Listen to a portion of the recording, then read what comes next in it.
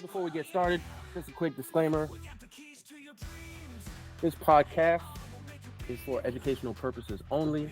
For legal and financial advice, please seek help from a licensed professional. Thank you. Today's show is also sponsored by IAR Property Solutions. If you're looking to sell, buy, or renovate your property, IAR will be by your side through the merry real estate ride. Welcome to the Humble Hustle Podcast. My name is Antoine Basquiat, and I will be your host for today's episode. Get it cracking though. But this is what's up, man. I'm excited to do this. I was like, hell yeah, boy. Yeah, man. I think it's gonna be pretty good, man. You might even want to do another one. Fact. Hey, no, that's fact. But let me go ahead and give you your flowers, man, because to be honest, Josh, I don't know how much you know about Lionel and how much you kind of gone over the notes and everything like that. But this man right here, his focus, his drive is incredibly insane. He can go to sleep at 3 a.m. and wake up at 4 a.m. Ready to nothing go. happened. Ready to go. And this man, listen, Lionel Rice, right? Correct me if I'm wrong, man. You got a long list of accolades down your list, So correct me if I'm wrong. Feel free to correct me. You got all these letters. You got MS, LAT, ATC, PSC, CES. For those people that don't know, he's gone to a lot of schooling. Master of Science, that's what that is. Licensed athletic trainer, certified athletic trainer, performance enhancement specialist, corrective exercise specialist. Originally from Bronx, New York. Yeah, you know what's up. Currently in Salt Lake City, Utah. He attended King's College, where we first met, played football together. Yeah, bro. Penn West, California, A.T. Still University of Health and Science. That's where, you got a bachelor's, a master's, and a doctorate. So you got to add that DR too. Yeah, athletic training. Yeah, man. Yep. Not only from the professional level, but started in the collegiate level of King's College, California University of Pennsylvania, Bethune-Cookman University, University of Texas at San Antonio, and UNT Health Science at San Antonio, Michigan State University, and on the professional level, Minnesota Vikings, Jacksonville Jaguars, and currently Utah Jazz. Did I get it everything? You got it all, man. You got it all. That doctorate, I did finish the doctorate, so the only thing that I keep forgetting, bro, appreciate it, man. So I finished that. It's funny because couple, I just, me, I'm a super humble person, but like when students be emailing me that want to know more about this, they be like, Dr. Rice, and I'll be like, shit, I got to change that on all my platforms. I'll be forgetting. I just know somebody that wanted me to be on the education committee for our profession organization, and they was like, hey, you got to add doctor, and I was like, oh, shit, I forgot. I shouldn't forget what the amount of damn work it was, but yeah. Well, it's like at least it was a few years, right? Like I feel like you've been doing it for a while. But I did it in 2.5. So I started in 2022, March 2022, and I finished in June 2024. So yeah, bro, like it's crazy, dude. It's crazy. I appreciate it. Now you can tell your students and then our audience just watch this podcast and they'll explain it right now, because right now, first question up is really just for the people that don't know, just in your own words, just explain to us what is athletic training. So the biggest thing, man, I'm is with athletic training, it's something that's a special, very, very special profession, man. Like it gives back to you in many ways. The one thing I always say is that, it gives back to you in many ways, more than monetarily, more than, money in your pockets type profession. And as much schooling as we go through, bro, like it's something that's been fighting for, disclaimer, has been something that's been really, it's a topic that's been fought for so much in our profession, of the amount of hours, the amount of sacrifice that we do each day. But I say that to say this, athletic training is a service profession.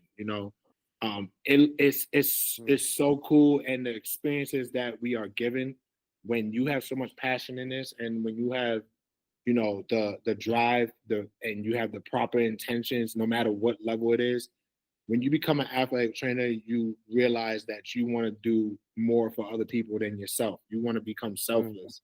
And, I feel like that's kind of the highest, stage in life that you could reach when you could give so much to other people other than, obviously than just your family and your loved ones. You could give so much to other people that you just met in a matter of a week. Like, it's crazy. So, that's just from that standpoint of personal, but professionally, athletic trainers, we're healthcare providers, man. Like, we are the first ones on the scene. We got the best seats in the house when it comes down to sporting events. Like, we're the first ones that see a player at their highest success, but we also see an athlete at their lowest. Like, Mm-hmm. we when somebody gets injured and what they love is taken from them. Like, we were athletes, bro. You know how it is, man. Like, Yeah. when you in it to win it, and you pouring everything into it, and something's taken away from you very temporarily that you love, or that's putting money in your pockets, we're the ones that need to get them back, we're also huge advocates of each other. We're huge advocates for our athletes. We make sure that they get the best healthcare, make sure that they get the best performance care. We're there with them at their appointments. We're teaching them lessons throughout life. We're showing them new phases of life. When it comes down to being an athletic trainer, we are versatile. We're Swiss Army knives. We could fix a battery for our gator that gets us from point A to point B on a college campus, but at the same time, we are CPR and first aid certified, as the world seen with Damar Hamlin a couple of years ago.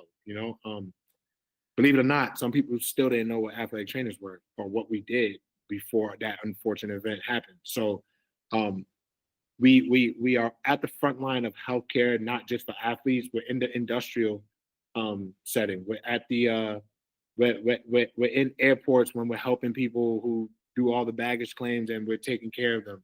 We're in clinics. We're in surgical rooms. Like, Mm.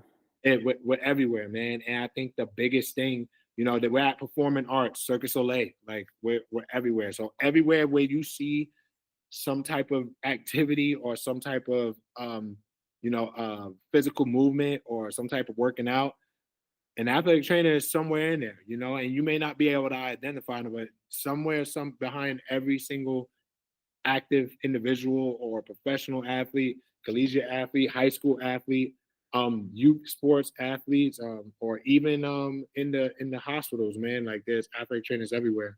And the biggest thing is that we just love to be of service, and we just love to be selfless. Like, we thrive off of giving back in all types of ways. So that's the biggest thing about athletic trainers. We're frontline healthcare workers that helped out with bringing sports back from COVID, and Mm. that's a big accolade that in the time being was very, very, very, very stressful. But I look back at it now and I'm like, yo, like, where I was at that point of time of collegiate, D1 collegiate, these D1 collegiate athletics, like, the world shut down, and we was part of that crew that had to sit on meetings with admin, that had to sit on meetings with a bunch of people, doctors, just to try to bring sports back. Like, it's crazy. So I love it. You know how much I love this profession, because at the same time, just to close out on that question, it helps me give back to y'all. Like, you bringing your family to a game, and y'all Yeah. close, y'all super close, and y'all get the best seats in the house just because of this profession is awesome. My own kids and wife and fam, it's the same thing, bro. Like, seeing my kids run through that tunnel and dap up these players and everything, like, it's amazing. There's things that that we didn't get to have growing up. Like, Mm-hmm. it's crazy. So it doesn't, overall, the profession is moving in the right direction of salary and paying how athletic trainers need to get paid, especially with holding 3 degrees. We're getting the respect that we need from other healthcare professionals that felt like we was the little brother of healthcare.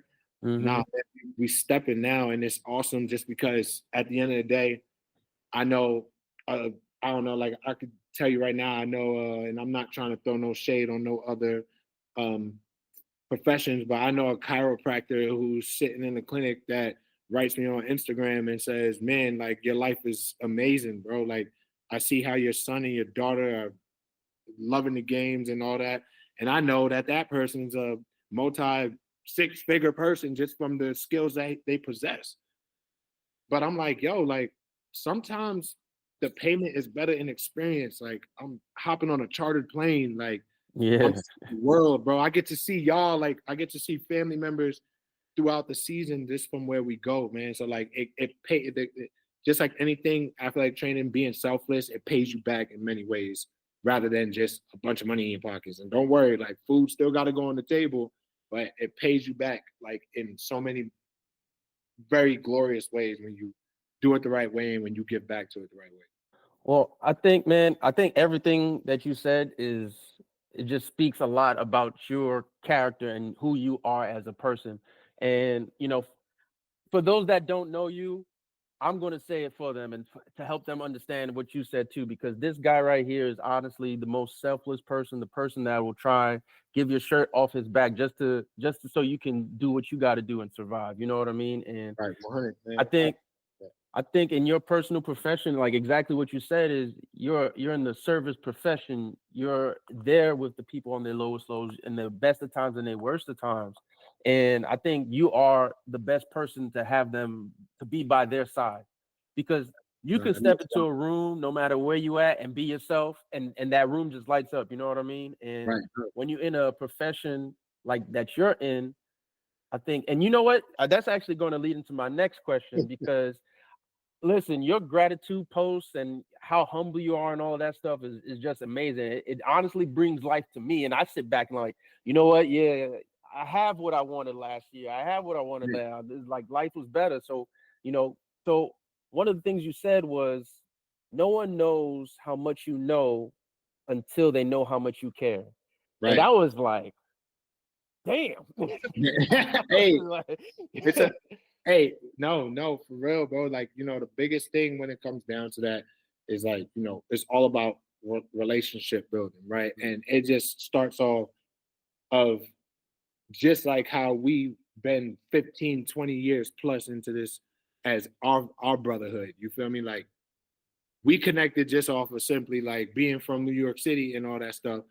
It wasn't just like like he a wide receiver and I'm an offensive lineman. Obviously he know the offense better. He know this. Like it was just off a genuine relationship. You know what I'm saying? So when I say that, it's you could be the smartest person. Like I had people at Kings, and it's funny. Like I talk about this all the time, and you know this too. Like, you didn't you. I want to tell you something, Josh. Antoine has seen the day one all the way up to now, and that's why I make sure that him and his family reap the benefits of anything that I could possibly give back to. Like, like they're the first ones that I'm like, yo, I got 2 extra tickets to this. Let me know if you can get there.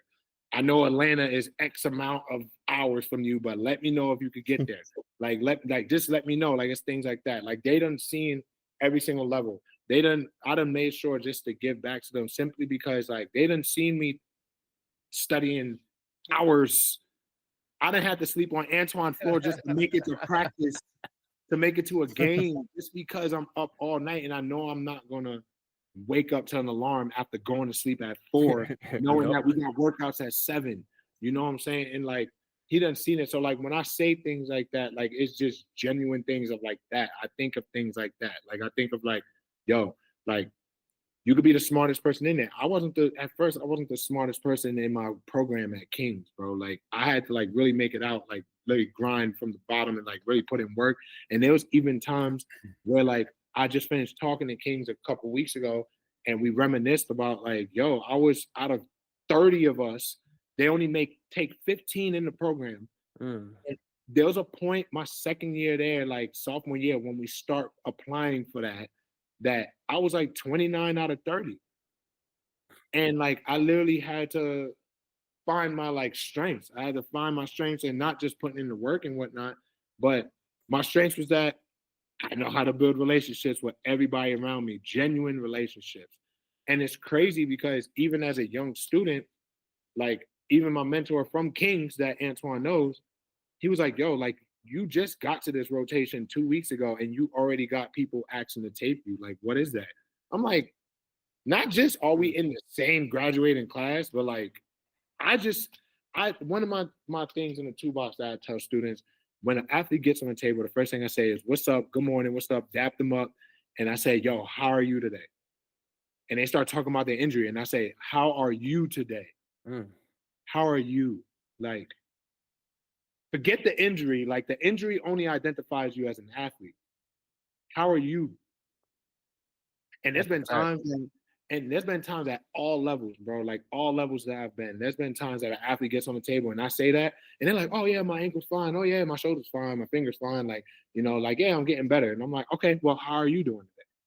And they're like, "Yo, I'm having an effed up day. Yo, I've done failed about 5 tests. My teacher's on my behind. My coach is on my behind. I'm thinking I'm losing my spot. I don't know if I'm gonna be here next year." Okay. Well, you know, maybe you just need to take a little breather. So, you know, during this rehab session, I want you to I'm going to guide you on what you need to do to get better. But whatever you need to let out, you let it out. And it's all just, you just vented. And I'll get a therapist.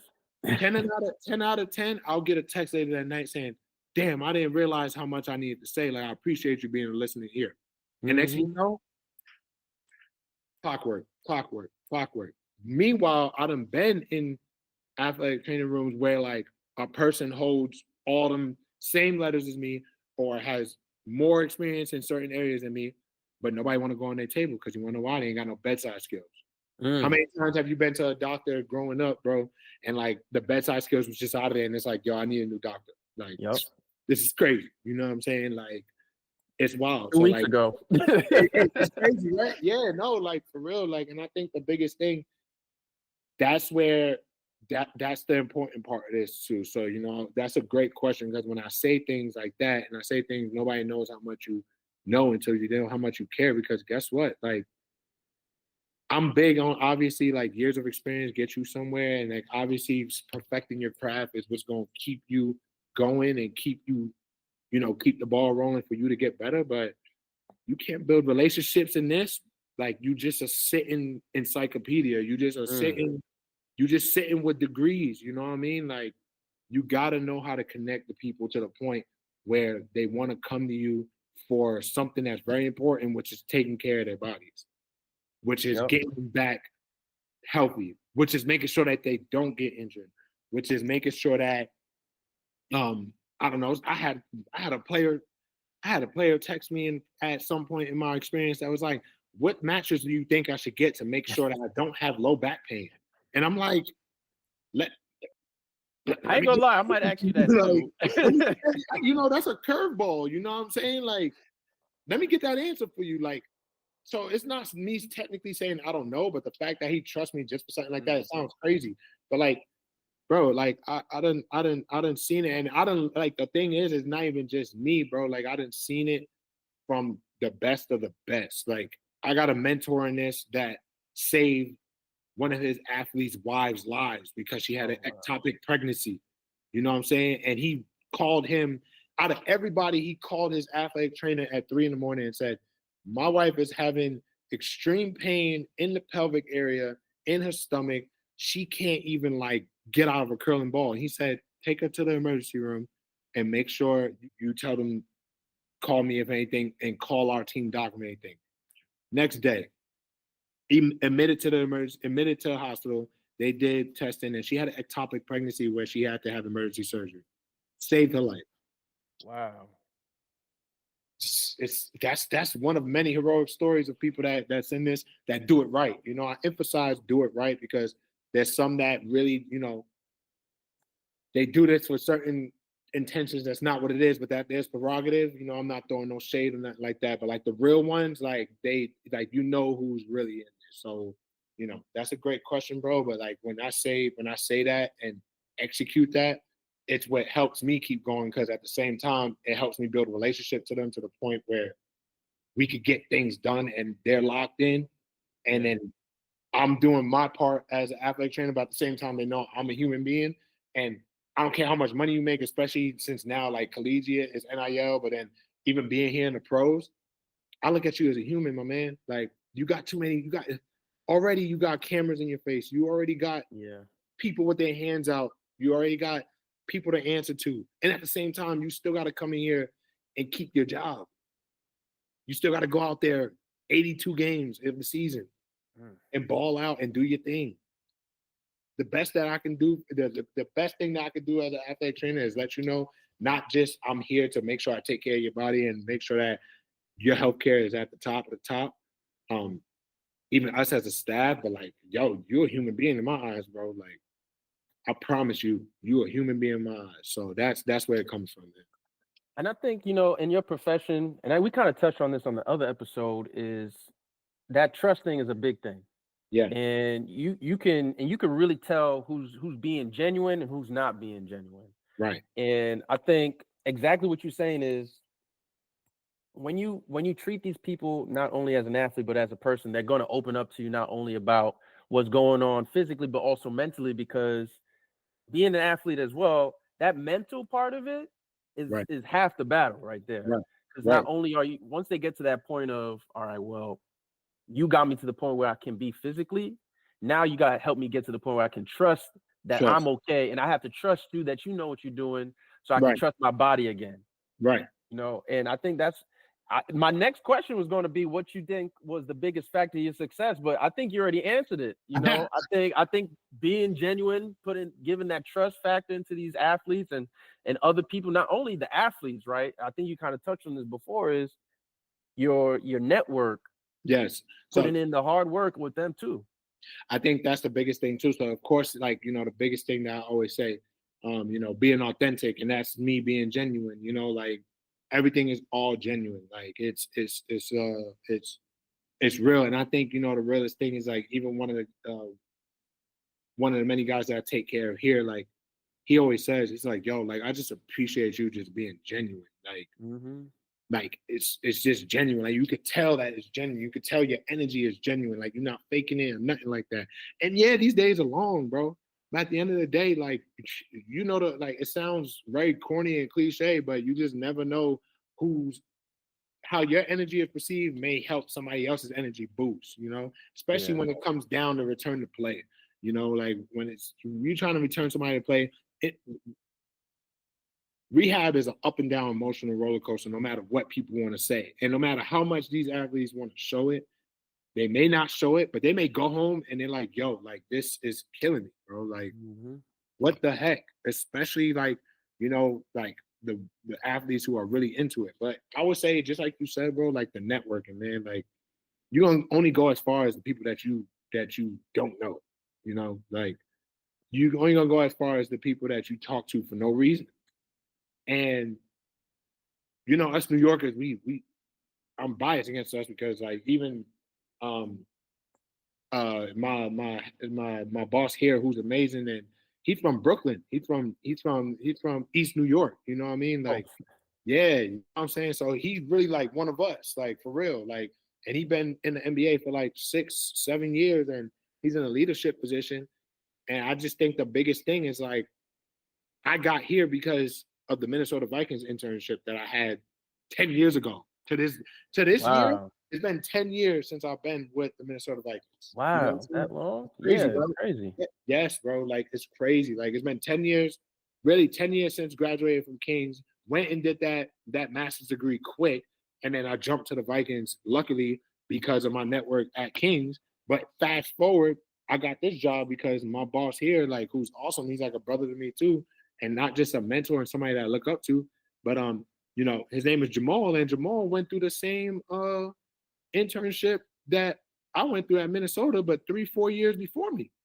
Oh, okay. And so another great mentor of mine who's with the Cavaliers, named Albert, he was like kind of like our intern boss, like in Minnesota, and he hit me out the blue and was just like, yo, I think this is a great opportunity to you. Like, I wasn't looking to leave Michigan State. You know what I'm saying? Like, at the time, a lot, like, the phone was ringing like a good amount. Like, humbly, the phone was ringing like a good amount. But, at the time, I just was like, like, okay, like, that sounds good. That sounds good. But, like, that's not really word. That's like it's some positions with leadership. Some positions was head football athletic trainer, was this, that, and the third. And I'm just like I don't know. Like my intuition just telling me like it's just I'm good. You know what I'm saying? Like, but when I got that phone call, like, hey, like somebody that I know, he's from New York, head AT for Jazz. Like, he's looking for somebody, and I just immediately thought of you. And I think it's a great opportunity that you should explore.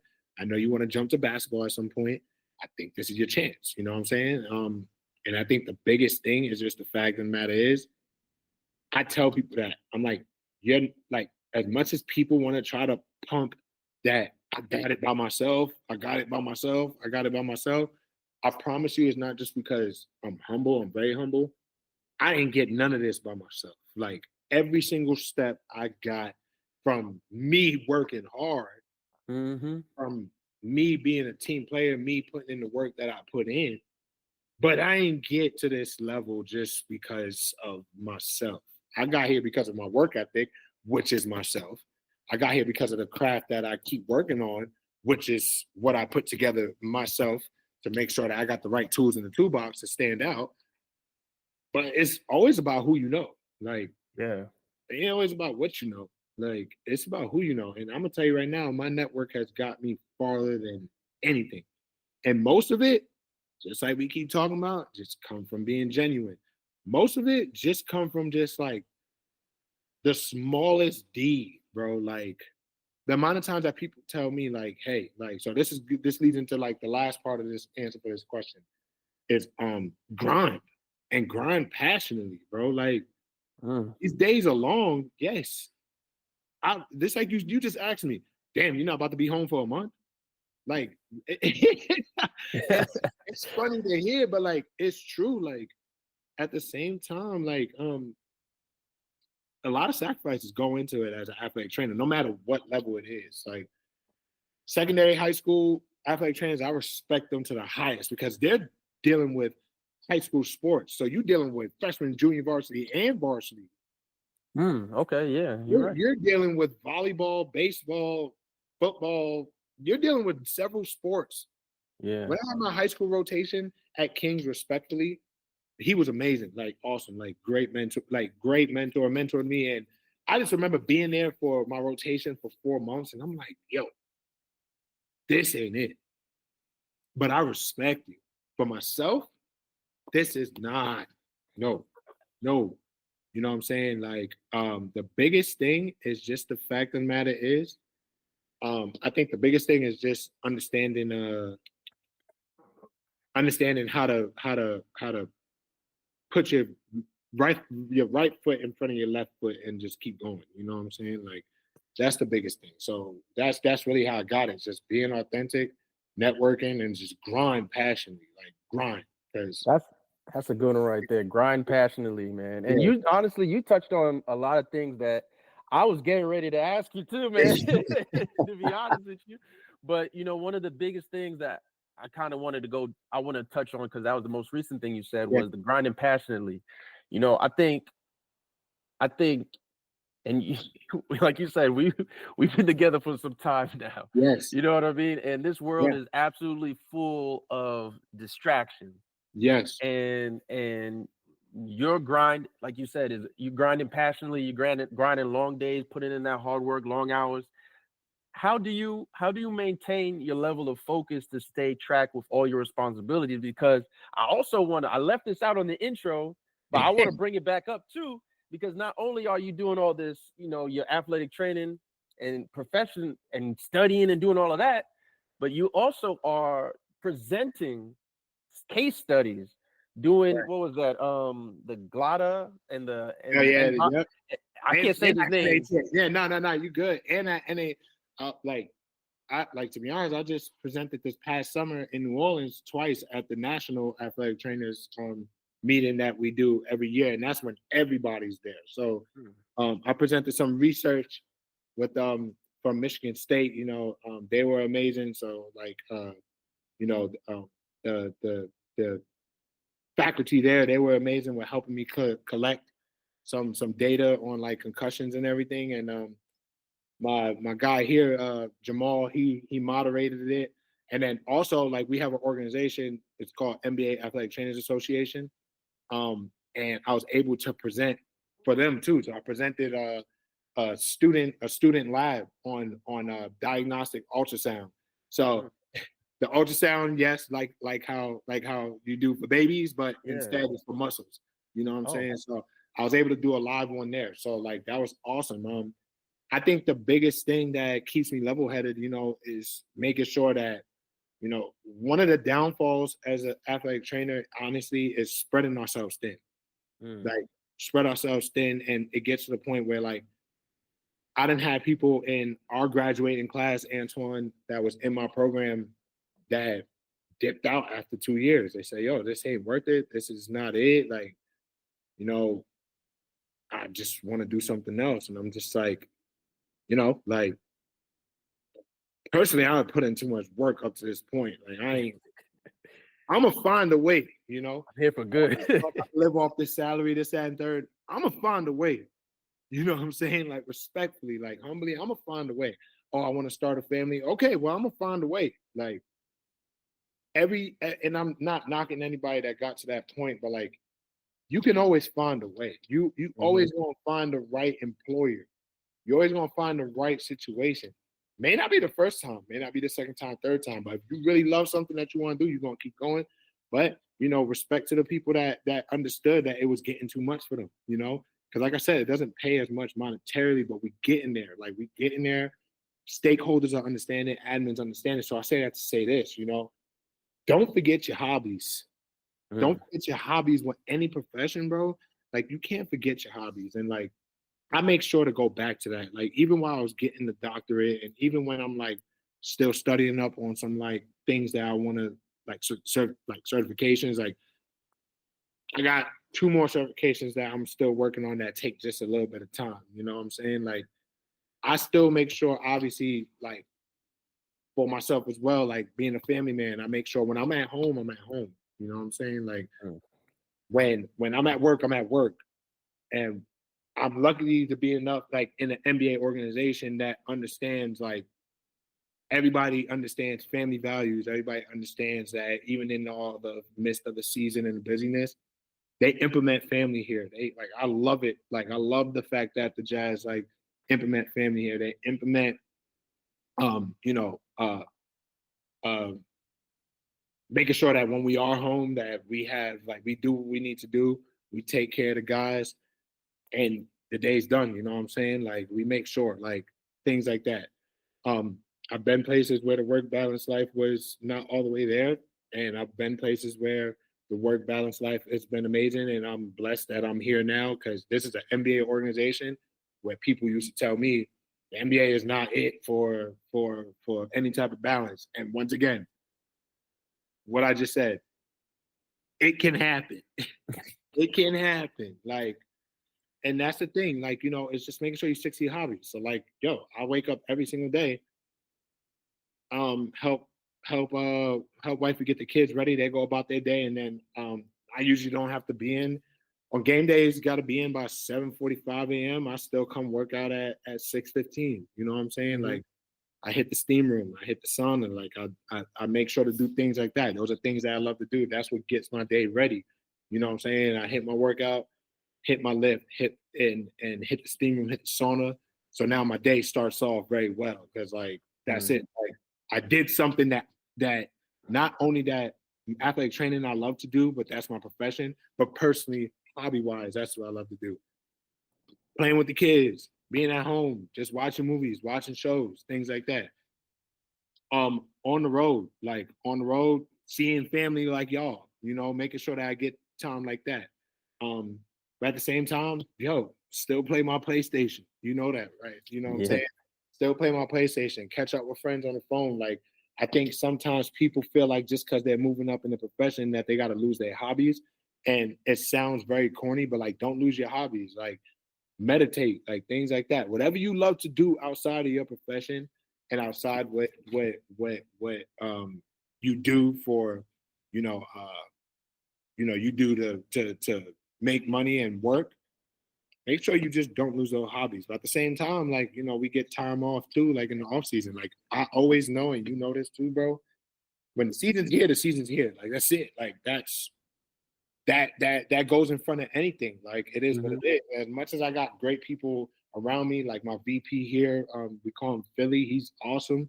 Like he's great. Like I love him to death. I love our staff to death. Like they're awesome. Like we take care of each other. We do what we need to do. Like, you know what I'm saying?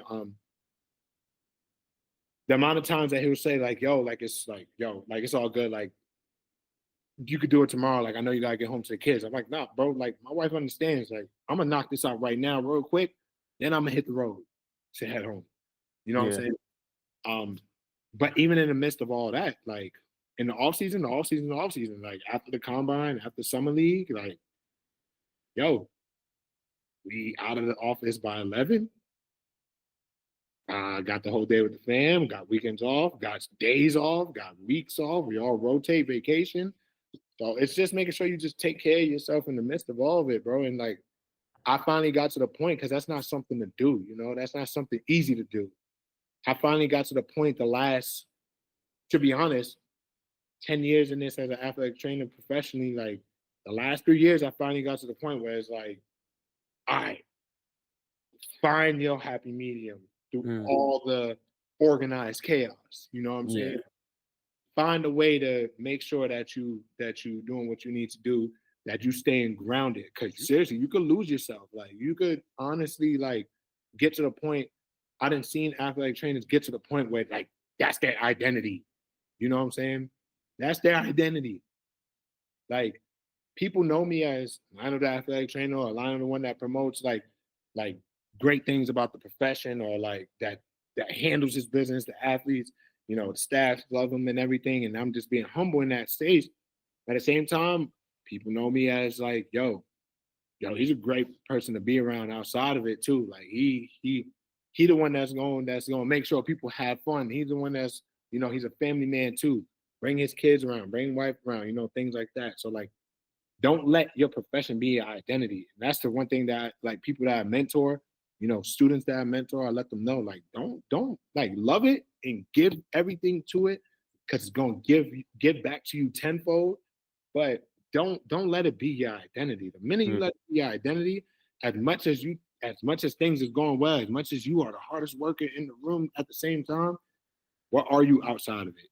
You know what I'm saying? Like, what else do you have going on for you outside of it? So I think that's a big thing to do. You feel me? Man, I think I'm gonna speak for myself for a little bit. Yeah, I know go the ahead. audience is probably feeling the same way, but I think that's the most important part about any profession, about not only being a 9 to 5, not only being an entrepreneur, but also I think more importantly, being a family man, being a dad, being a mom, being a parent. And like you said, 3 years ago is about when I think that's when you just had your well, it was like 4 years ago, right? Yeah. So that's when you just became a parent. And I Yeah, think like 3-4 years ago. Yep. Damn, yeah, that's because I crazy. think 2020. Damn, 5 years ago. damn, 5? 5 years ago, bro. Wow. Ain't But crazy. It's nuts. but you know, I think family is one of the biggest things. I know you're a big family man. We both are. Yeah, please. And I think that's really the time where you're like, I gotta figure this scheduling thing out. Cause I'm the same way right now. I'm like, I already damn, know how you get down now. I'm still trying to figure out. I'm still on the Google calendars and sending invites and I'm gonna tell you, Josh. I'm gonna tell you, man. He the one. Like Antoine is the one that like, yo, like every single idea he ever had came to life just from grinding. You know what I'm saying? Like, every single project he ever has comes to life. I'm gonna give you your flowers for a bit. You know what I'm saying? Like seriously, like everything he puts his mind to, like it just comes to fruition, bro. It's like I think the biggest thing too, like overall, is just the power of manifestation. Like if like we want work-life balance, we're gonna do it. And I think the biggest thing for the both of us, speaking from the both of us, just from speculation, is like we never slowed down from the chapter of the life that we ended up entering, of being parents, of being husbands and all that stuff. Like we just found a way to make it work. We found a way to balance it out. We found a way of like, yo, we gotta put that to the side to make sure that we give time. You know what I'm saying? Because at the same time, we didn't realize it. I can't tell you the amount of times that I'm like, I want to knock this project out today. I know Yeah. I can get home because the kids are making Liv go crazy. You know what I'm Yeah. saying? I want to knock it out today. Like the juices are flowing, and I'm just there, and I'm just like, like I feel like I'm in a studio making a hit. You know what I'm saying? Like that's it. Like it's going down. It's going down. Like I'm just hitting my eureka moment on how to get an athlete to the next phase of their rehab, and then I just got to shut it down because it's like it's gonna take me about 20 minutes to get home, and they got 4 hours left before they go to bed.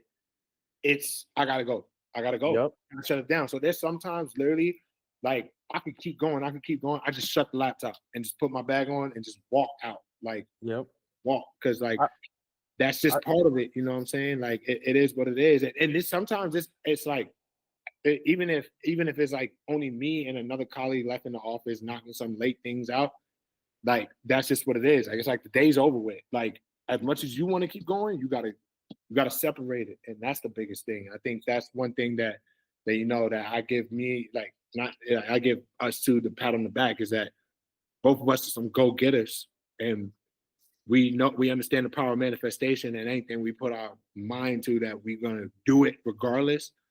But like it being at this stage in life these last couple of years for us, especially with you being a father of two now too, it's like you understand that that's really the core now.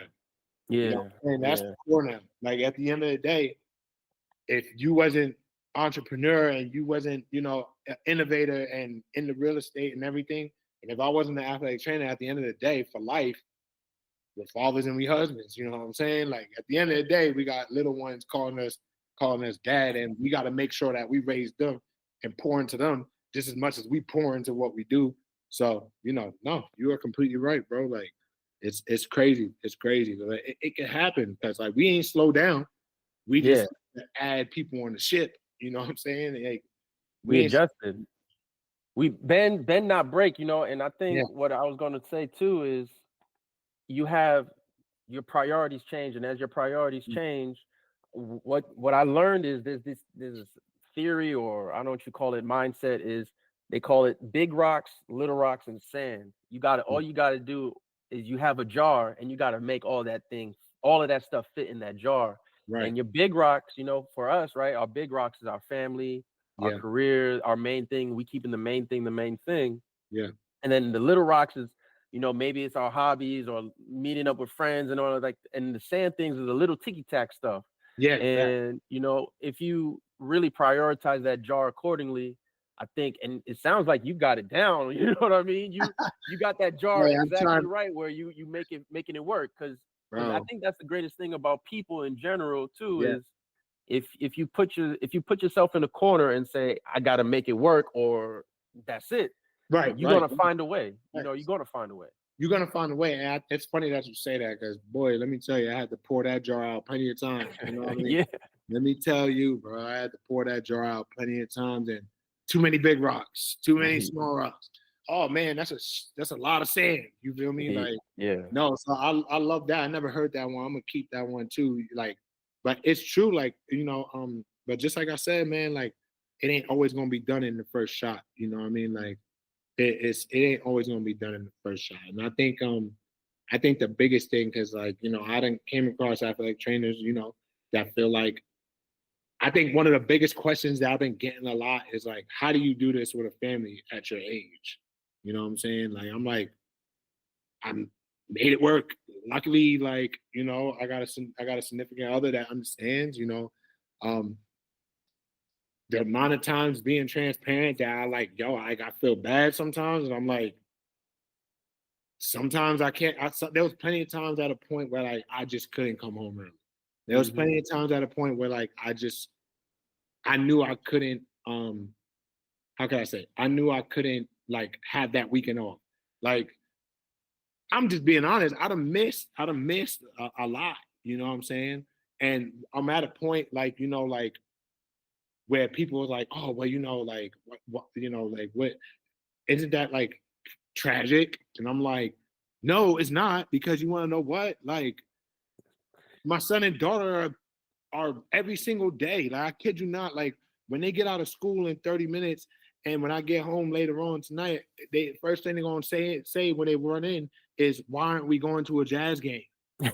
You know what I'm saying? Like, yeah. so no, it ain't tragic. Uh-huh.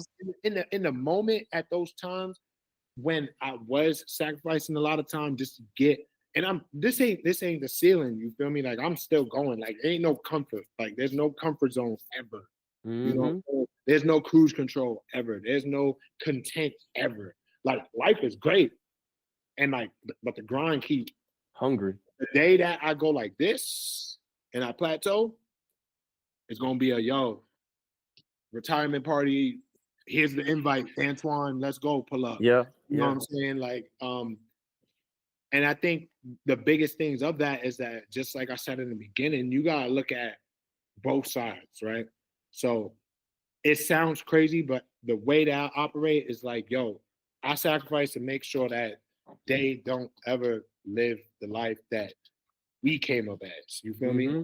Like, yeah, when you go to school, and I'm gonna be honest, they the only black kids in their school here in Utah. When they go to school and their teacher is like, Leon's teacher is asking, "Yo, Leon, what did you do this weekend?" He's like, "I went to 2 Jazz games." Yeah, Yeah. you did.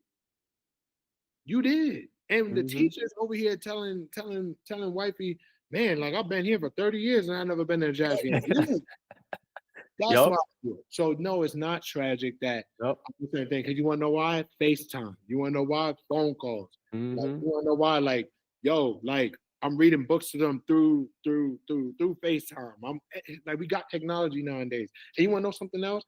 I'm not gonna throw myself a pity party, like not to get too off track, because guess what? I got players here who got kids, coaches who got kids. My VP got kids. Yup. Like our strength coaches got kids. Like it ain't just me. And that's what I tell people. I'm like, bro, like at the end of the day, it's you gotta see it from a full bird eyes view. That it ain't just the athletic trainers. And I'm big on advocating, but like your team around you, and when you got family like vibes around you that's able to maneuver and understand, that work life balance gonna come about. You know what I'm Yeah. saying? We and that's the answer to everything in a whole transparent way, that you got to look at it that way. It ain't just me in the morning at breakfast before shoot around on the road on FaceTime with the kids. Like it's players, it's coaches working off to the side, going like this, like talking with their significant other and everything. Like it's a whole band of it. And I say that to say this: even the ones that don't have a family, like they still got parents that they need to talk to. They still got friends that they need to talk to. So like, it ain't always about the fact that we got to lean towards the ones that got kids and got a significant other. Like this game could get lonely for people that live that single life, just being honest. Like the game could get lonely. Like they don't see their Mm-hmm. family that much. Thanksgiving come around. Trust me, before this chapter in my life, you know how it was. Like I'm missing Christmas, bro, because we got a game on Christmas while I was in the NFL. Like we got a game on Thanksgiving, bro. Like I'm at a point now that I know how to chef and all that stuff and know how to grill. But at that time in life as an intern, bro, I was barely able to make a PB and J. You feel me? I'm over here on FaceTime with Mom Dukes. Mom Dukes flying out to Yup. make me a meal. Yup. Like it's crazy. Y'all came out for New Year's. Like the game could get lonely. So like at the same time, it's not even just from the family aspect for athletic training, but it's just like make sure that find a way that you can still see your loved ones and still be part of it. You feel me? So that's the biggest thing, bro. I wanted to talk more about your personal journey, and because honestly, I remember the conversation of when you were transitioning from football, doing football, you playing football, being athletic for training for football, and you said, "I'm going to go to basketball." I was like, "Wait, hold on, what?" And then and just so kind of just talk about like your transition from football to basketball, but also, you could even take a step further back and say, like, how did you even discover athletic training was right for you? Right. So short and sweet from the football to basketball, like, football and basketball always been, my favorite sports. You know what I'm saying? But just from an athletic training standpoint, you see a lot in football. It's a collision sport. You know how it is. We Mm-hmm. played 4 years of collegiate football. It's a collision sport, so you see everything. Like you see traumatic injuries, you see heat, illness injuries. You making sure you maintain weight, lose weight in the off season, get stronger, proper nutrition. Big nowadays the mental health across all sports. But like specifically in football, like literally, like you see everything. So I knew I wanted to work football initially for X amount of years before jumping to basketball. I just knew basketball was going to give me that more of like, it's 15 to 18 people. So like, I'm going to get that more of like clinician to patient ratio, you know? Oh, okay. Where I could execute like a lot more things individualized to make sure that they're good for 3 to 4 games a week. You know, so like the skill set that I learned a lot in football, and that I learned a lot just overall in the profession of doing the extra certifications and everything. I was able to kind of mold the entire toolbox to like, what does this player actually need? It's helped me get to the point of like, okay, I got 7 ankle sprains. Like I got 7 ankle sprains in football, and like that's just kind of like how it is at times because it's just such a collision sport. You see a lot of acute injuries. I got about 10 surgical post-surgical guys in football where it's like, okay, like I'm able to get that experience. Here in basketball, knock on wood, you see a lot of like, yo, we got a back-to-back. So we just had a back-to-back. We played Friday and we played Saturday. Get him ready for Friday. Then you got to turn right around and get him ready for another game that morning. You know what I'm saying? So like, it's more like, oh, this is the stuff that I learned where it's like maintain recovery, maintain body, like what we call, body homeostasis. What's going to get them ready mentally? Making sure that their muscles recovered properly in a short amount of time. What treatments is good for him that helps him go out there and does what he does on the court within a 24-hour window. You know what I'm saying? So like being able to do that now has been awesome. Aside from collegiate football where you got 125 kids. Yeah.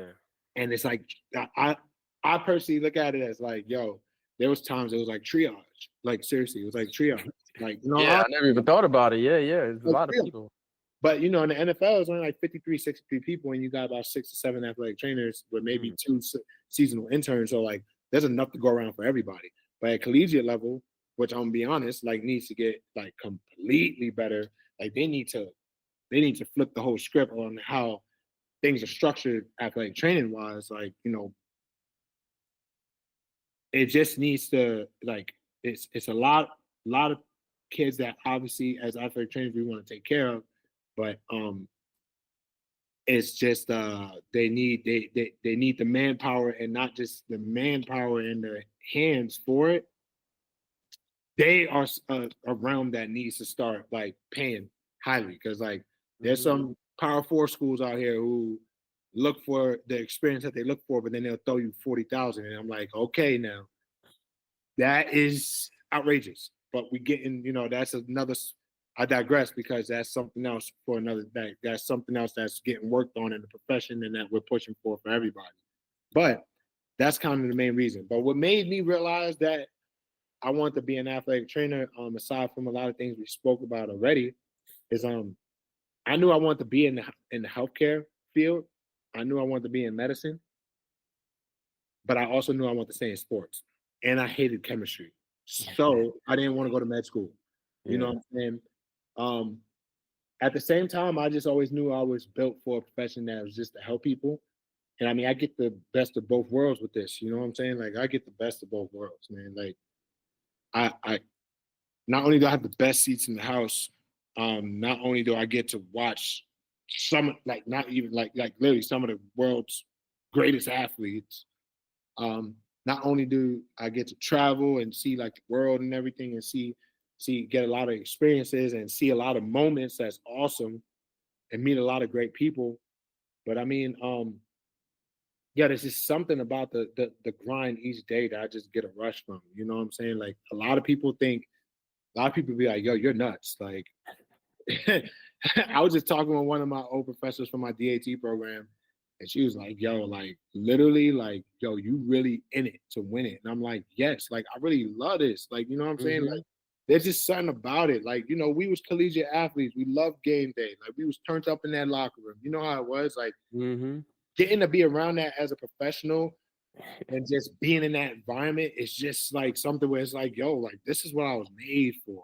Yeah. I was made for. This is what it is. Like just seeing these guys get ready and like they getting hyped and I'm doing game day handshakes with them and that's a plus. And there's some sticklers in our profession that's like oh my god, like you guys love game day. You got yes, like if my man's is my if my man's catches an alley oop and he head top somebody, yes, I'm on the sideline like going like all of us are like Uh-huh. like you putting in all this work every day and you're not cheering for your own people. Like, what are you doing? Yep.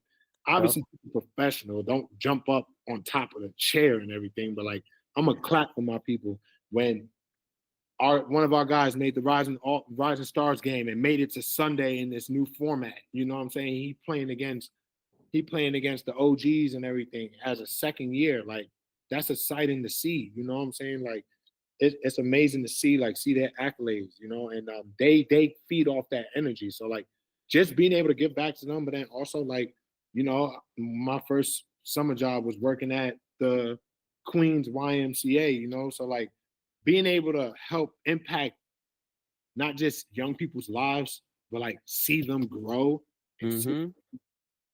see them go through things that help them go through life. And then I just got an invite from one of my previous athletes' wedding, like to go to in June. You know what I'm saying? It's like, yo, like it's crazy. Like I remember seeing him as a freshman coming in, he couldn't even catch a ball. You know what I'm saying? Or Yeah. like when I went with previous players to the NFL combine when I was at Michigan State and like they asked me to come with them to take care of them, like I take pride in that. Like I just had another previous athlete from Michigan State that said, yo, I know you're in the middle of the NBA season, but this week is the NFL combine. Can you come with me? And I'm Mm-hmm. like, bro, I can't. I'm in the middle of the season. But, you know, that means a lot that 2 years later, you still know that the care that I gave to you was genuine, you know? Yep. So it's just things like that. I think there's a million reasons why I love this. There's a million reasons why I'm doing it. But you know, cherry on top, like this was just God's purpose for me, bro. Like, you know what I'm saying? I don't know how many people out there is full of faith and everything, but I'm a big man of faith, you know that.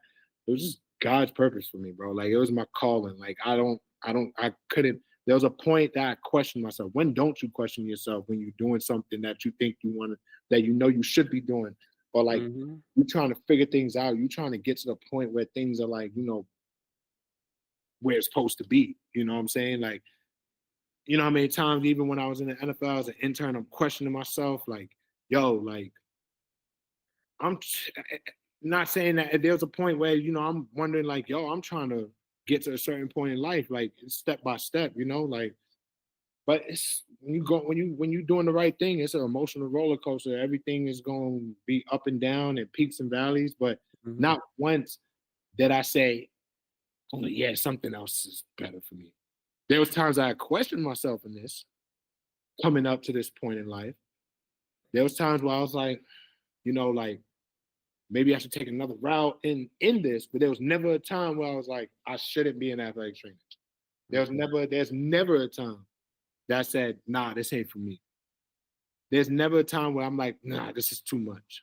Mm-hmm. You know what I'm saying? So just like anything in life, you're gonna go through that roller coaster, but there was never a time that I was like, let me go back to school to be a, I don't know, freaking business administrator to work on Wall Street or like something like that. Nah, it was never that. Like this was God's purpose for me. This was God's calling, and I couldn't see myself doing anything else. And if I was to do it all again, I'll do it the same way. I think, man, I think everybody in this world has a purpose, right? And once they discover that purpose, that's all it is for them. And like you were saying earlier, grind passionately. You can't grind passionately if you're not Yeah. passionate about what you're doing, Right. right? So I think you know what's crazy. I'm gonna bring this up. Look, I made some tea, right? I made some tea, and this is what the fact on the tea said: Right. be fearless. Know that all will be provided at the right time. Fact. And you were saying that, and I was like, God damn, did you make this tea? Is that Lipton or Nestea? It's Yogi, I guess. Yogi, yeah. Yogi. But yeah, man, and yo, like I said, you can't grind passionately unless you once you passionate about something that you want to do. Right. And I think for you specifically, man, Yeah. I like that faith. I think you have to have that faith. I know you love Nipsey Hussle, man, and that it's a Yes. marathon. Hey, It's a marathon, and it's a fact. I'm telling you, what's crazy is that, even while we're on this like topic right now, like legit, like I just got that. I know it's Oh, you back. got another tat? Yeah, I got, yeah, son. So I got this tatted literally last week. So Okay. 735. So, and I put it right here for a reason. Like the tattoo artist asked me like 10 times, like, is that where you want to put it? And I said, I want to put it there because no matter what, I can always see it. No matter where I Yep. turn it, I can always see it. If I'm working out, I can see it. If I'm working, I can see it. If I'm taping, I can see it. If I'm holding my kids, I can see it. If I'm driving, I can see it. So the 735 is the house I grew up in. You know what I'm saying? Like in the South Bronx section. You know what I'm saying? So, that just always reminds me of the people and everybody that I grew up with. To just never forget where you came from. No Yep. matter what, you may think things are bad. I'm somebody that I just feel like I never have like a horrible day. You know what I'm saying? Like I'm always grateful just to open the eyes and step 2 toes down. You know what I'm saying? But 2 feet down. And then I got the marathon flag tatted right there in between, like, Mm-hmm. and then I got right here, the slogan "Be great." AT. But lately I've been saying "Be grateful." So it says "Be great" with the capital AT, but at the same time it says "Be grateful." You know what I'm saying? Mm-hmm. Because that's just what it is, bro. Like, That's a good tattoo for you, man. For real. oh yeah, and literally where I put it at, literally the tattoo artist kept asking like, yo, like, you sure you want to put it there? You sure you want to put it there? You sure you Because want to put it I there? think in order to stay humble, man, you got to know where you came from, Oh yeah, you and got in to. order to be grateful, you got to know first of all where you at now. You got to appreciate where you at, and honestly, like I know you be posting a lot of stuff on like Instagram about being Yeah, grateful and everything like that too, and it made me every time I see it, it makes me sit back and be like, all right, well, how can I have a bad day? How can I feel bad about my situation, knowing how life used to be, knowing how hard I worked for it, how much hours I put in to be where I'm at. right. So you got to take that little moment in that grind, that when you grinding passionately, and it's a marathon, and you having faith, you got to take some steps. Take a step back and give yourself some flowers, give 100, yourself some grace. You 100. know, because it's like you said, it's a roller coaster. Because that high is great, but when you're at that low, you got to feel grateful. You got to have that faith. You got to feel passion. And So the thing is just like you said, like I think what really made me like, want to start like what made me really want to start promoting gratitude is just because, yo, like just how many times do you see like in the news or like in social media where it's like, why is X amount of team or whatever team, why are they injured so much? Why is this? Why is that? So I think, the biggest thing that ATs do, like we just all stick together, bro. Like obviously, like anything, there's like some outliers that try to ride for themselves, and that's it what it is. I don't ever shut the door on anybody. Like, and I think that's the biggest thing that people understand. I'm like, me, I may answer late, you know what I'm saying? I may answer hella late. I may answer 4 or 5 days later. I'm just being honest here. Like, how it goes. But like I never shut the door on anybody. Like I never look down on nobody. I never feel like that I'm above anybody because guess what? Like at the same time, I'm still going through a similar day that you're going through. I'm still going through the full long days. I'm still making sacrifices. I'm still mhm.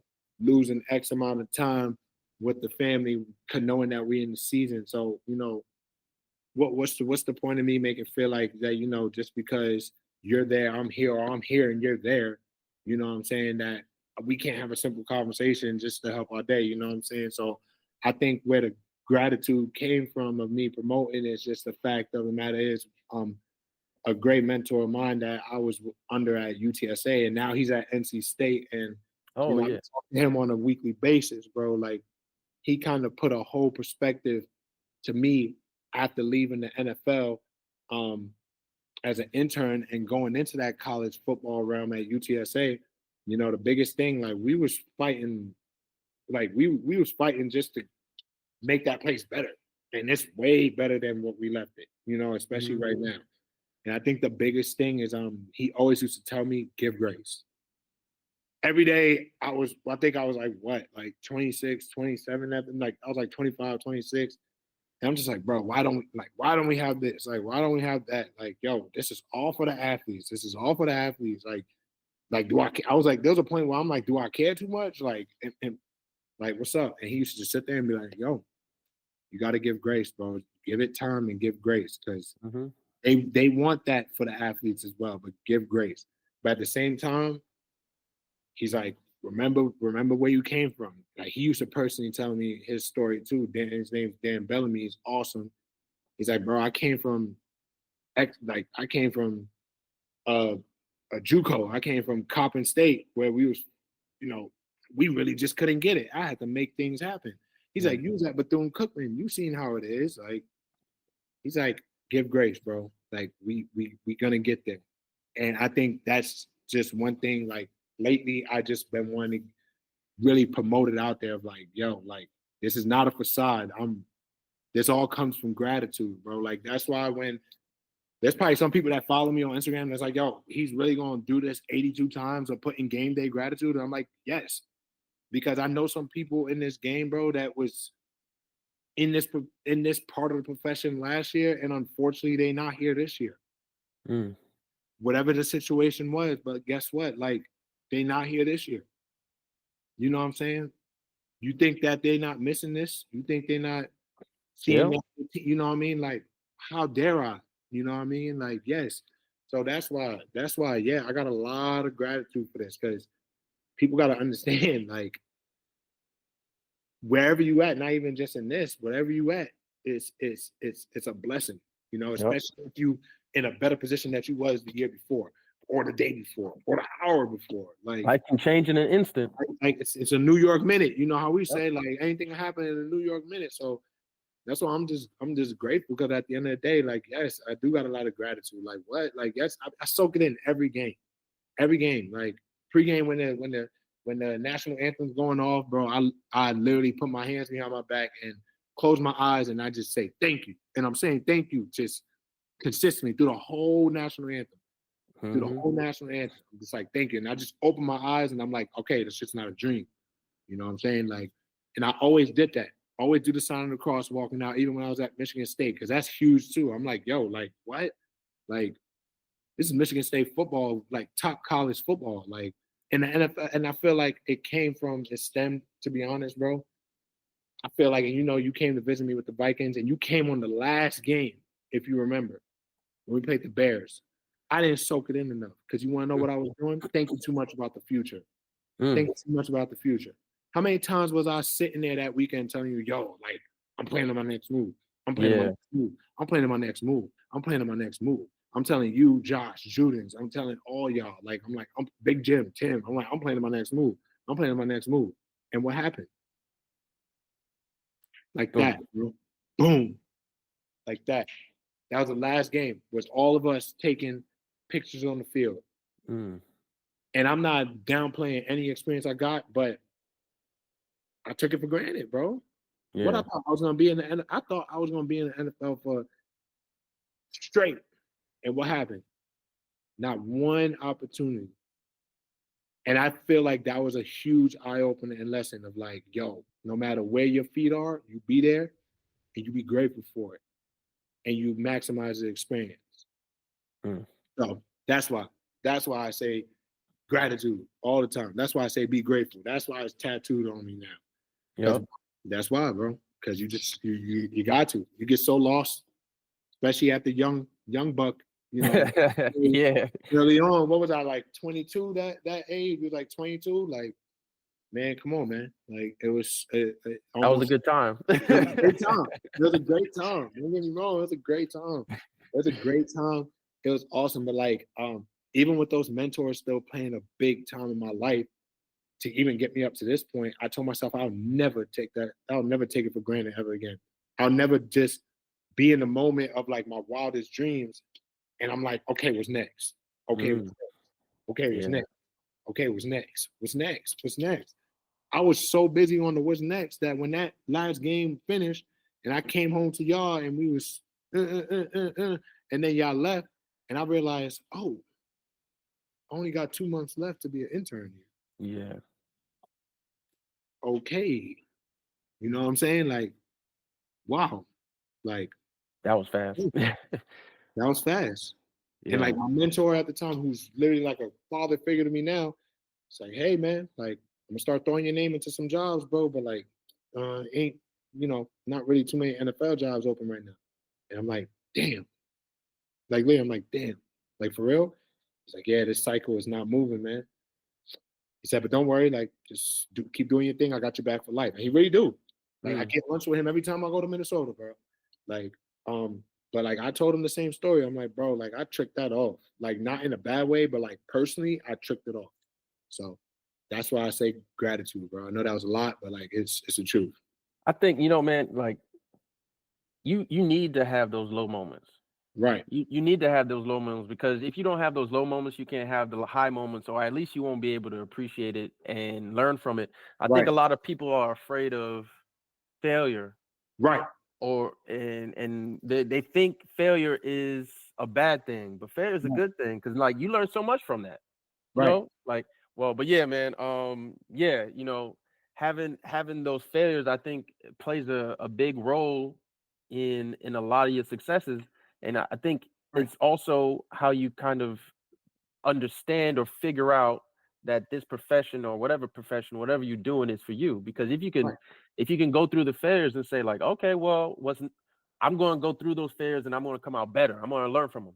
You 100. got to learn from them. So Right. You got to. And I think the biggest thing is just the fact of the matter is like learning from them is the biggest part. Like you can learn from it and you could grow through it and you don't make that same mistake, then hey, like you understand. But like there's no way that you could understand like how to get better without going through that. You know what I'm saying? So I think the biggest thing is just I never regretted the fact that I had to go through that feeling of, especially like when that last day came.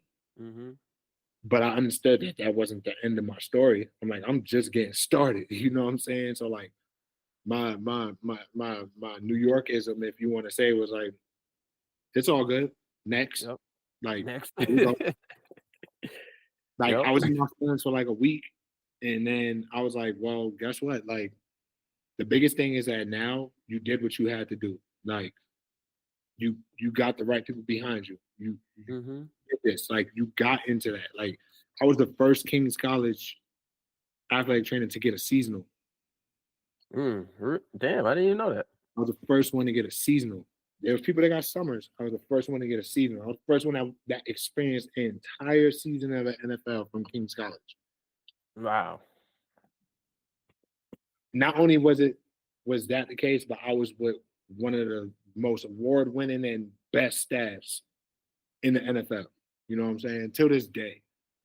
And even to this day, look how I got here because of them.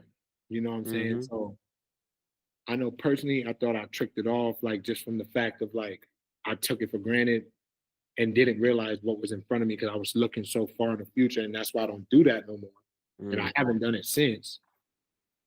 But at the same time, I had to get back in my bag, as people say, and say, yo, like, we good. This was only your first year as an certified athletic trainer. This is only the beginning, bro.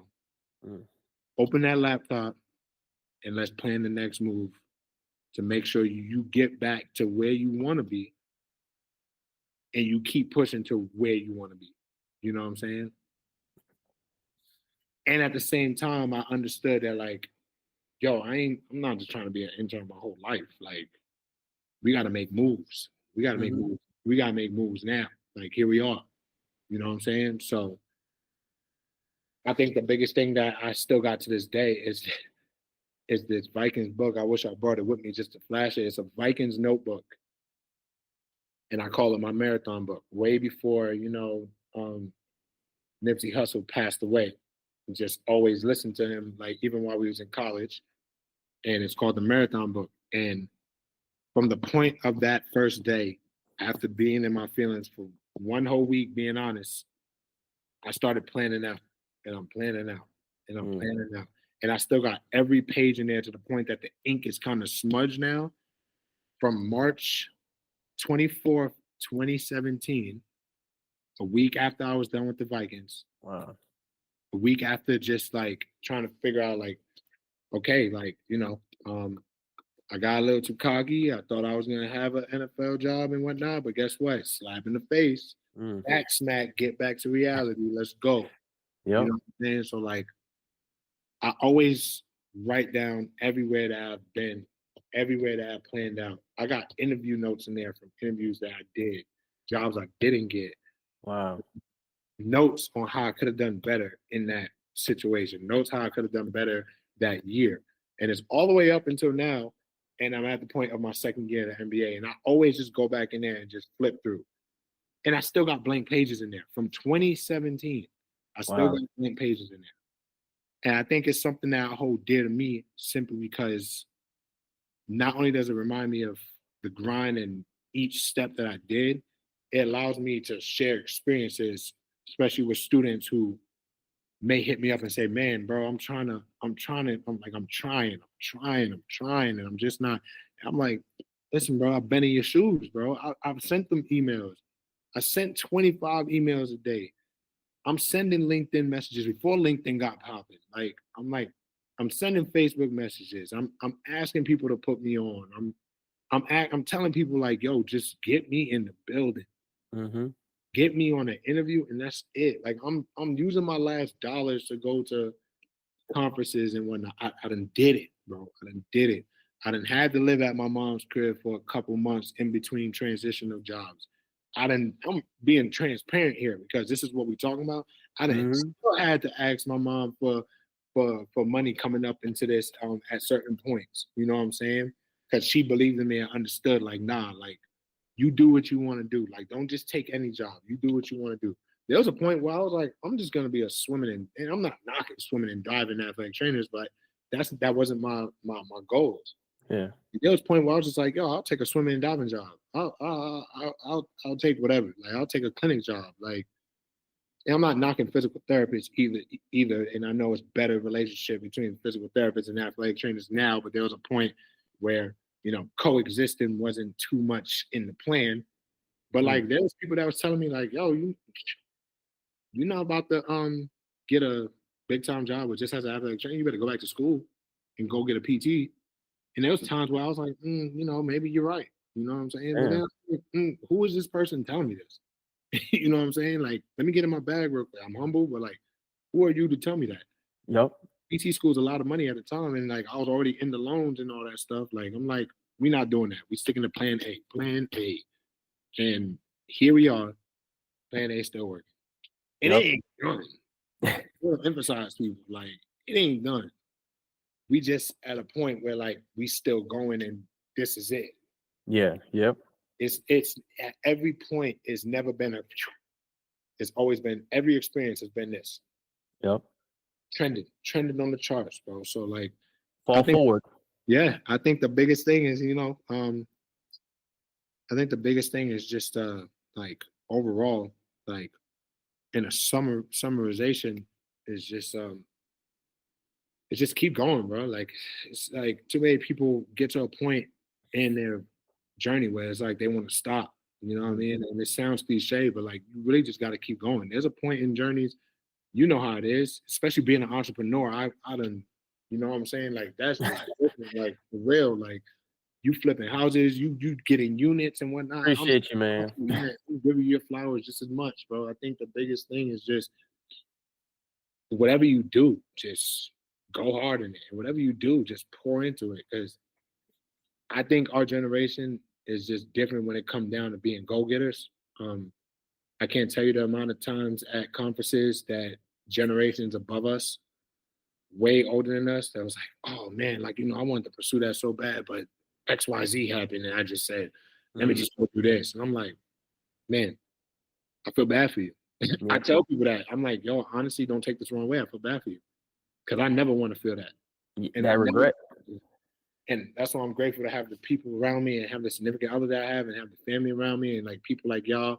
Like so many people got regrets in this game. So many people got what ifs in this game. Ain't no what ifs. Like, you ain't got one life to live. Like, you gotta live it to the fullest, bro. So just go get it, no matter what it is. Not even just as an athletic trainer.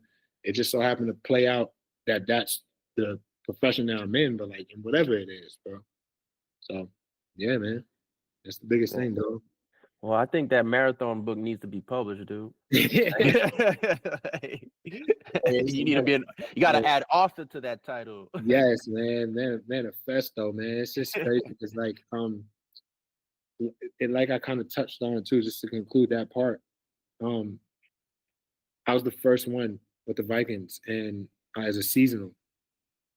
And I'm just gonna be honest and just say like King's College to the rest of programs of like Ohio State and all that, everybody's like, where's King's College? And I just used to say, you ever watch the show The Office? Yeah, Wilkes-Barre Screen. You know, being able, one of my mentors from King's, if you remember him, named Dave Marchetti, like he always told me when I got that job, he's like, just remember, it's not just your last name on that, it's us on that too. So go do your thing. I take a lot of pride into the fact of being, I'm just going to humbly flex here. After that year that I went, them dudes called me back every year saying, yo, you got anybody for us? You got anybody for us? Who ended up going through it? Andrus. Who ended up going through it? B. Hicks. I done put on so many young bucks in this, just being honest and humble. I done put on a lot of people just from the simple fact of getting a job done somewhere previously, you know? And that's why I still do it. I'm like, yo, like, it ain't just about me. Like, I've been in the NBA for 2 years, and I got people who call me from other teams. It's like, yo, I got an opening. You got anybody? And I'm like, bro, like, that's just coming from the fact of how you are as a person, and coming from the fact of the work that you do, which is why I keep going. Like, you don't know what you're gonna be able to set up for the next person. You know what I'm saying? Like, that's just what it is, bro. And people got to understand that just a little bit more. I think that's missing nowadays of like that selflessness on why you do things like this. Like, that's being selfless, being able to work hard for the next person, being able to set up for the next person. You know how much a flex it is that not only do I control my own destiny, but I'm able to put somebody on. Like, I love putting people on. I just got off of the phone 2 days ago putting 2 people on. Like, it's like watching your kid grow, man. It's like, look at you making me proud. That's awesome. It's crazy. And like, I tell people, like, even like students that I mentor or like old students, I'll be like, yo, listen, man. Or hey, listen, miss, listen, man. And like, what's up? Like, they don't owe me nothing. They'll be like, yo, I owe you so much. Like, thank you. I'm like, my only thing to you is don't F this up. Yep. I don't want nothing from you except don't F this up. I don't want nothing from you. You don't need, I don't want nothing from you. I'm doing this off the genuine, and it's always about the people, and it's always about the relationships. And guess what? You're going to keep climbing this ladder to the point where I may call you in the future and say, I got another young buck, the same way you was a young buck. Mm-hmm. I see that you had AT at University of Oklahoma football. And guess what? My young buck, who I'm bringing up in this right now, wants to do Oklahoma football. What's up? Like, we talk, and it always works out. Because guess what? I don't look for nothing else. I don't look for you to give me no shout out. The shout outs are great, but I don't look for you to feel like you need to thank me in every single thing that you do. And which is great. It's awesome. Like, it makes me humble. It puts a big smile on my face. But at the end of the day, the easiest part of anything that I always say is that you got it. After you get it, what you gonna do with it? I pass you the ball. Yeah. You're gonna keep scoring. You're gonna keep getting rebounds. You're gonna keep what you doing with it. So my biggest advice that I tell them is don't f this up. That's the best way you could pay me back. Don't f it up. Because Yep. guess what? You're gonna be paving the way for somebody else, bro. So Damn. yeah. Well, man, the last part of this whole thing is the what we try to do is we try and focus on you, and basically everything that you said thus far is putting everybody that's going to listen to this on, and they're going to take away something from it, but we also want to give back to you. You know what I mean? And how we do that is basically like we try and talk to you about like what's your ultimate goal, and kind of just talk through how you want to get there and how you can achieve that, because through this the idea is to also bring people together, because like you said, the network is a very important thing. So we might know people, you might know people, and then the more people that get together, it might work out. So what's your ultimate goal? What's the highest level you can achieve in athletic training? But what's your ultimate goal in this whole thing? To be honest, man, like it's the last couple years, it changed so much, bro. I honestly, I'm at a point now where I know I do want to be a head AT slash VP of like performance and healthcare for an NBA team at some point. I want to be able to create a staff that has just as much passion to want to give back, has just as much selflessness to want to reach a common goal. Mm. I want to be able to have a program where I could have at least one intern a year, where we start that same deal like how the Vikings, how my people with the Vikings did, how Eric Sugarman and all of them did, where they got so many people in the game right now still, that started under them, that are doing big things at all levels. I want to get to that point where like the head AT, also VP, moving up into that, where I'm just able to build something great, have that work life balance for everybody on staff, no matter what it is, making sure that you don't lose yourself. Even with that being the title goal and the building professional goal, I also want to continue to to raise a great home. You know what I'm Mm. saying? Um, I want to ensure that that every athlete that I continue to work with each day, all the way up to climbing the title ladder and climbing the hierarchy ladder, that they know that Lionel Rice has your best interest. Mm-hmm. You know what I'm saying? Has your best interest for your performance, your healthcare, but you as a human being. I want to continue pushing the narrative of mental health is just as important as physical, and as physical health. You know, but at the same time, overall, I just want to keep being an advocate for our profession. Like I said, like it's gotten way better across the years, but people still think that all we do is fill up water and tape ankles. Mm. Even after the DeMar Hamlin situation, and shout out to the Bills and the Bengals staff, just unfortunate situation, but showing the world like superheroes. You know what I'm saying? Like people think that it's just all about the actual game. They think it's all about the actual sport. They don't see what we see every day of the hard work that these guys put in. Not just from a standpoint of maybe getting back on the court or back on the field or back to, you know, being physically active, but like the hard work each day. So like just understanding that I don't ever want to lose that is a big ultimate goal of like I never want to lose that drive. And I always just want to keep climbing the ladder in the sense of um just perfecting my craft as a clinician, but also never losing that strength that I have of being able to bring people together. You know, Mm. they got a running joke here that I know everybody, which is great. It's a fact. Bro. Like it's a fact, man. Like it's funny. You know, our boy Tim, he sent me something the other day on social media, and it was like a video of like somebody was like, man, like, isn't it crazy? You got that one friend that you just go anywhere and everywhere, and it's just like they're like, oh, you know him or you know her, and like Uh-huh. it's crazy because like the rock star staff that I work with here, they're like, yo, it's crazy. Like I'll show up somewhere, like they'll show up somewhere and be like, yo, like you know Lionel, and like they're texting me saying, no way you know this person all the way over here in Toronto or something, and I'm just like, yeah, I know them. Like took care of them, XYZ, this that, and third. Oh yeah, we was together. So like, you know, I take pride in the network, and I just want to continue just to be an advocate for the profession, just across healthcare. But at the same time, I want to continue to give back, bro. Like that's always been my ultimate goal is just being able to give back, being able to put people on, being able to continue to just build this profession in the best way, like from all aspects, not just in the NBA or not just anywhere that I've been, but I want to continue.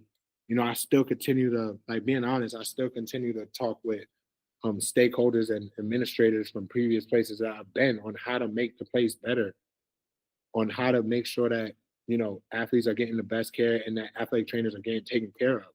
Because I'm being honest, bro. Like the hard truth is that we're bottom of the totem pole at some places that you may think that we shouldn't be. We shouldn't be Mm-hmm. at any place.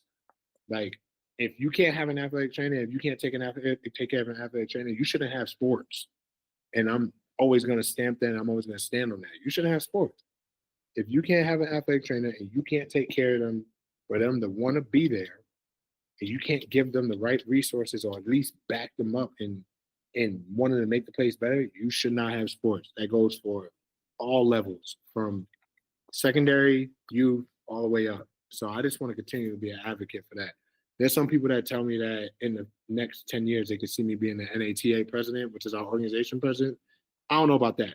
But, you know, I never put a limit on myself. You know what I'm saying? So I just want to continue being an advocate. And it's never about leading from the front. I want to continue to keep being a leader in my own way. And it doesn't have to be a title or anything like that. I just want to keep pushing forward from all aspects. And as I already mentioned, as that ultimate goal continues to get worked on, of wanting to be a VP of performance and healthcare in the NBA.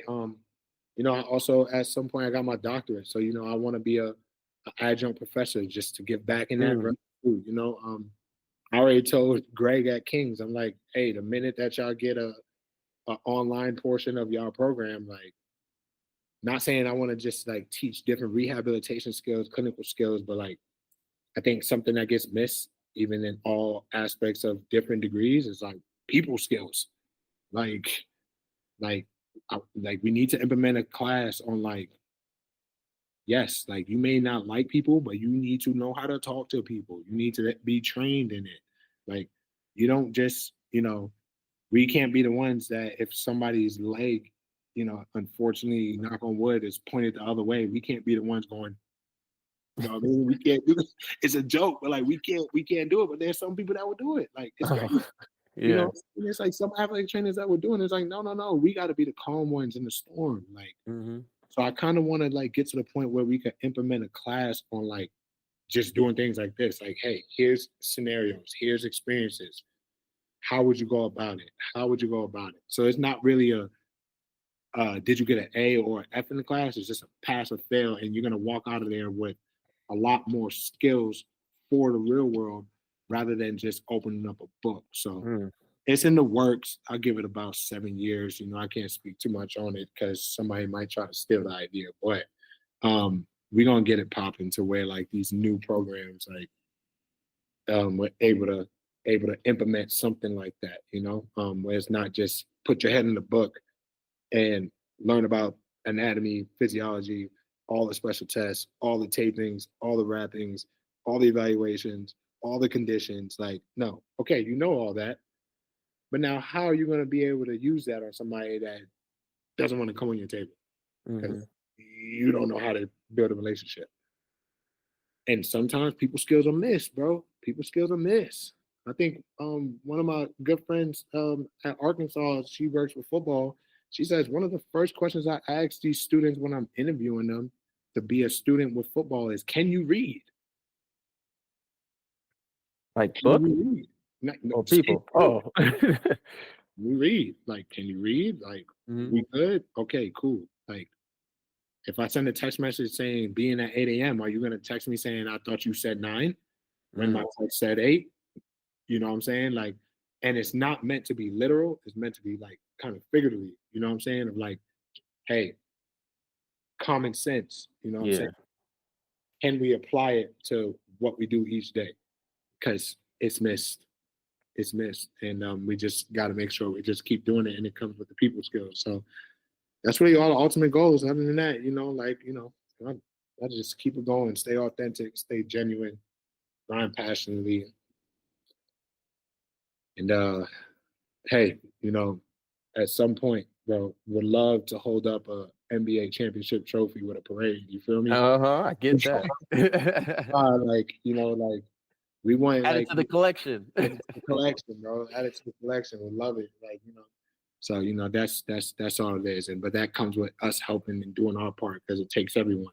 It takes everybody, and it includes us, making sure that we do our best too. So that's the biggest thing, man. That's the biggest goals, bro. Like just keep one step at a time. One step at a time. I'm in no rush, Yeah.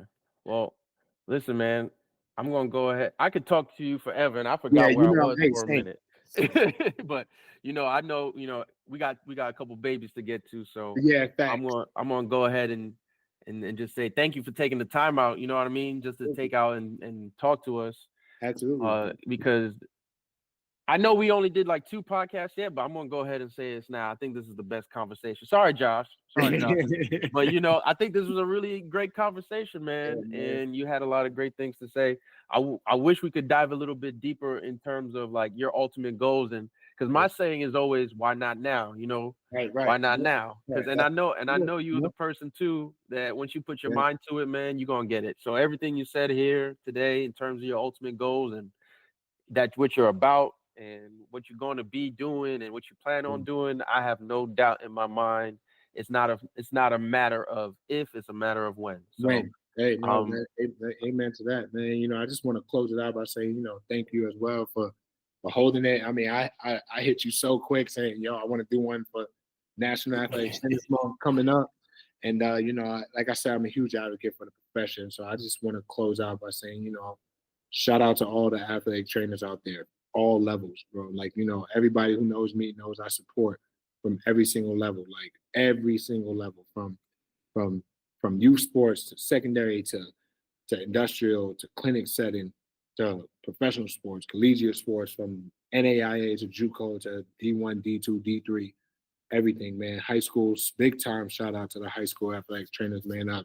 Y'all do it better than, to be honest, I'm not just saying you do it better than anyone. You guys sometimes only have one person for so many athletes, and a lot that y'all put into. But the biggest thing that they do is that they introduce athletic trainers to the athletes that we end up getting, that collegiate ends up getting. So, the biggest thing that I shout out to y'all is that, keep painting the right picture for them as athletic trainers, because little do you know, they talk about y'all the most. They're like, yeah, my high school athletic trainer took care of me. And next thing you know, 4 or 5 years later, they're first round draft pick to an NBA team, and they still talk about y'all in the best ways. So, happy National Athletic Trainer Month. We're one of one, and not too many people could do it like us. And I'm not knocking any other healthcare workers, but nobody does it like us. Simple as that. Take pride in everything you do, and just be great. Be great, and don't let anybody try to dim our lights. And we're gonna keep going, and we're gonna keep fighting the good fight for our profession. Happy National Athletic Training Month, man. Well deserved, well appreciated, and continue to make everybody proud, man. We're really proud of you, for real. Love, bro. Since day love you, man. All right, broski. Hey, Josh, it was good meeting you too, man. If you I'm too, ever, man. hey, man, yeah, absolutely. When I'm around, man, I'll tell Antoine and tell you when I'm in town so we can link up. Yeah, most definitely. Absolutely, man. Hey, y'all have a good night. All right. Hey, give love to the babies too, B. We'll do too. You too, man. I got you, bro. All right, peace. From doorstep to front lawn delight, IAR will make you right. Come on. Closing smooth, paperwork clean, we're the best you've ever seen.